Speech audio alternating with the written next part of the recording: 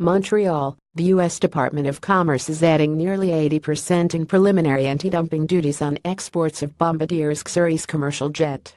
The Montreal-based aircraft manufacturer's TSXBBD.B 100 to 150-seat plane faces a total tariff of almost 300%, when combined with last week's almost 220% countervailing duties.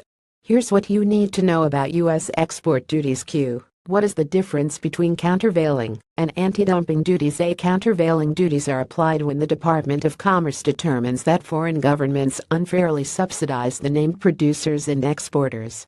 Anti-dumping duties are added if the department subsequently determines that the exported product is being sold in the United States at a price that is below that producer's sales price in its home market, or at a price that is lower than the cost of production.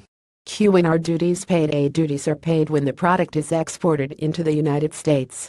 For Bombardier Xeris aircraft, that would only come when the first deliveries to Delta Airlines are made next year. Canadian softwood lumber producers have paid hundreds of millions of dollars in export deposits related to preliminary duty orders. Q. What is the process to have duties applied? The U.S. International Trade Commission responds to a petition by making a preliminary decision that there is a reasonable indication that the American industry is materially injured by the imported products. Following investigations, the Department of Commerce announces preliminary countervailing and anti-dumping duties. Several months later, they make final determinations about the duties. The USITC then decides if the industry was harmed. If so, the Secretary of Commerce issues duty orders which are enforced by the U.S. Customs Service. Q. Can the decisions be appealed? U.S. International Trade Commission decisions can be appealed to the U.S. Court of International Trade in New York City. In cases involving Canada and/or Mexico, the appeal can be made to a binational panel under the North American Free Trade Agreement.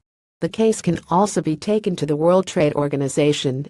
Q. Where do cases against Canada stand? Bombardier Xeris. The Department of Commerce on Friday announced preliminary anti-dumping duties following the imposition of nearly 220% preliminary countervailing duties. Final determination on both are expected December 18.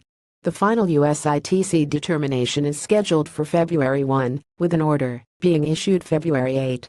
Softwood lumber. Canadian softwood lumber producers were assessed 6.87% in preliminary anti-dumping tariffs and a 19.88% rate for preliminary countervailing duties, which ended in early September. 5 producers were singled out for their own duties.